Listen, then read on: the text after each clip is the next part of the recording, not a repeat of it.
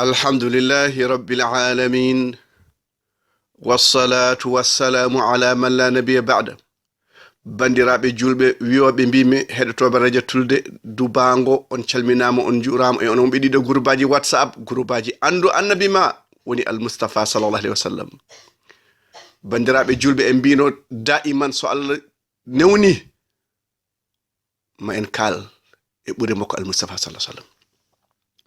On meeɗi yiide jaafaɗo gila haalanaka holko waɗi la ilaha illallah muhammadur rasulullah kiɗe ko Qur'an karim haala makko. أعوذ بالله من الشيطان الرجيم بسم الله الرحمن الرحيم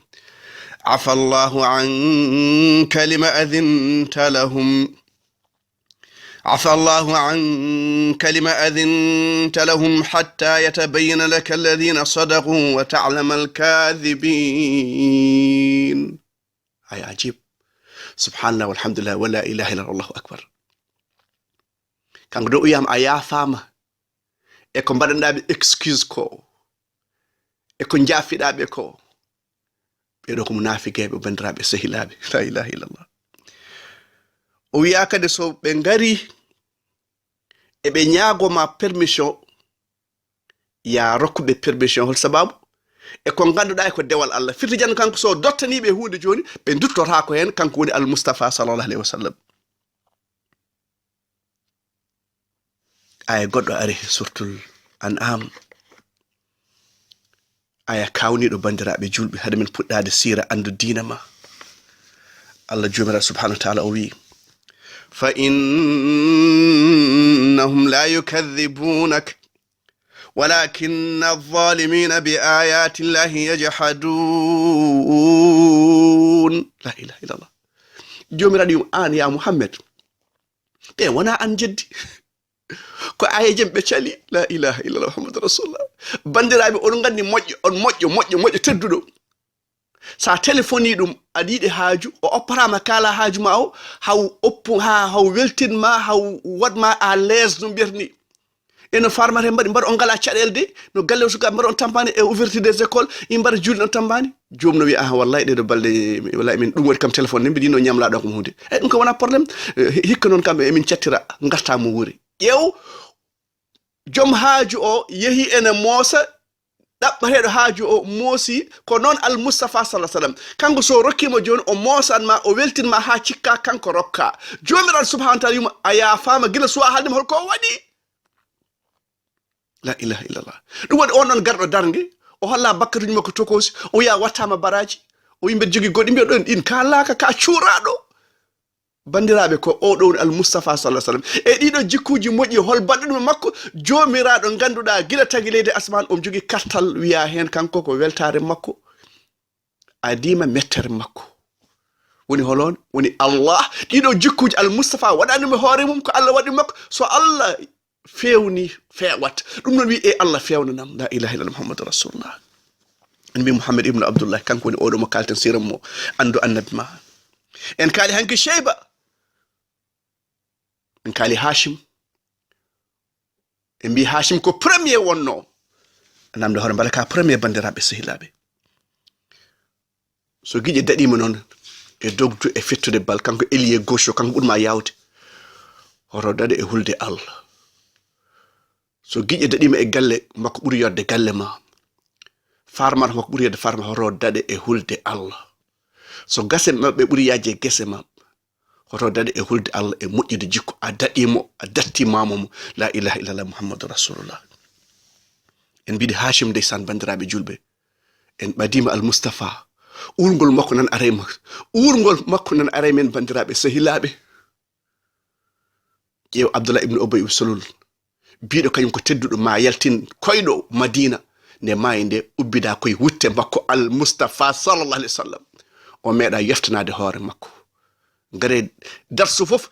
jaltinen her fayidaji holko naftorɗen e oɗo darsu wona Thierno Ousmane haala jaleɗo tan ne haala suppu kanje sen gayni hen ñamen suppu kanje ala ko ƴeew darsu o enen kam oɗo darsu holko gollorɗen hen e holko pamɗen hen e holko battine e jikkuji men e golle men e balle men ko ɗum woni siratul Mustafa sallallahu alaihi wasallam bandiraɓe julɓe. Hashim o ari Madina omo ɗanno ndeysan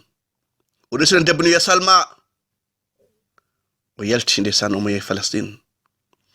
debbo ɓami reetu kanko yehi Palestine to wiyete Gaza ndeysan eɗen gandi Gaza hande Salma jibini ndeysan caggal mum kanko Cheyba o maayi o artani ndeysan oɗon gandi Muttalib ko waɗi ƴeew no foti mawne maayi no foti denɗiraɓe men maayi holko mbaɗen e ɓiɓɓe mumen holko mbaɗen joom suudu mum a ñoh joom suudu makko walla a taƴi ɗum walla a taƴi ɓiɓɓe bamma ɓiɓɓe mawne holko mbaɗanɗa ɓiɓɓe mawne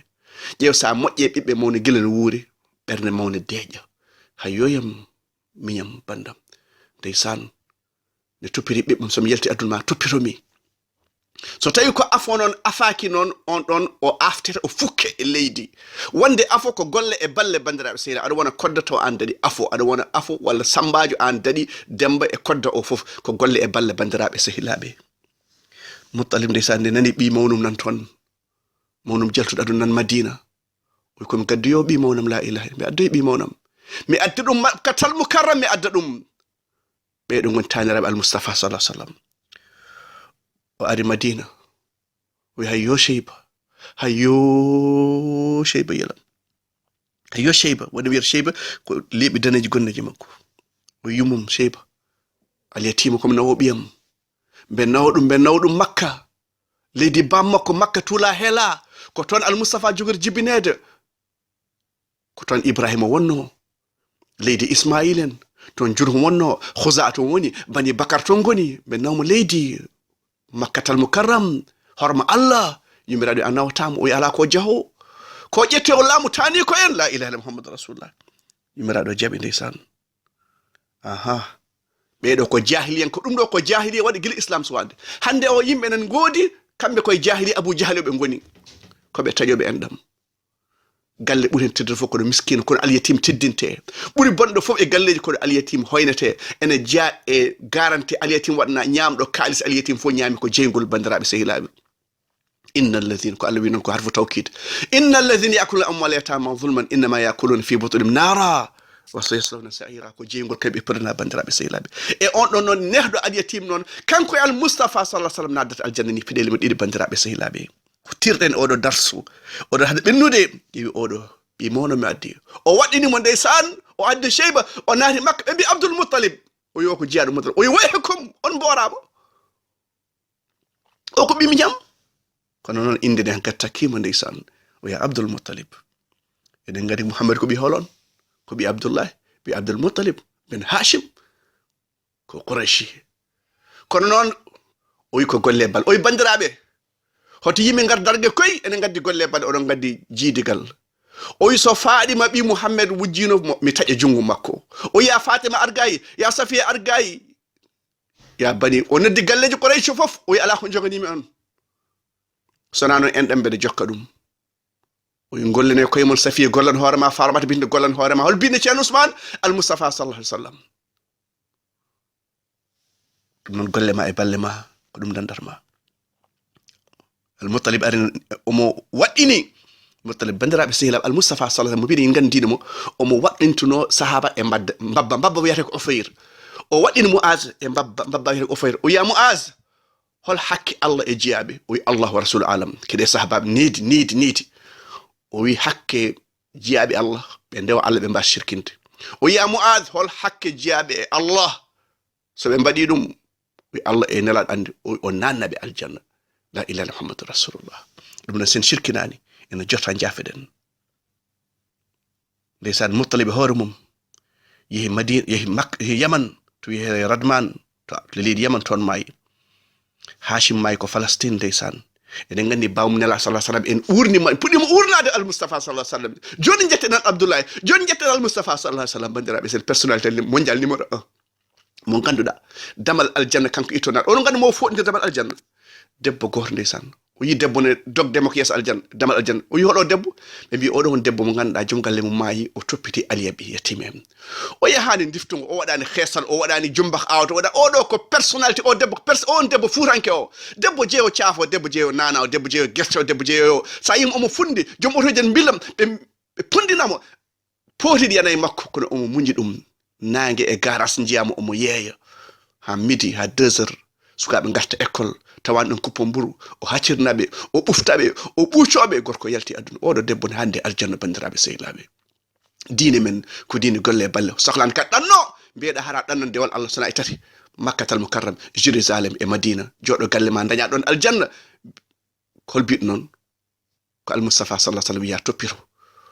hoorema toppirɗa diine ma ganda annabima jogoɗa haaju juula joyma kora korka ma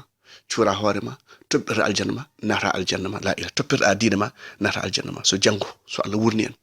jokken sira urɗo o fuɗɗima urti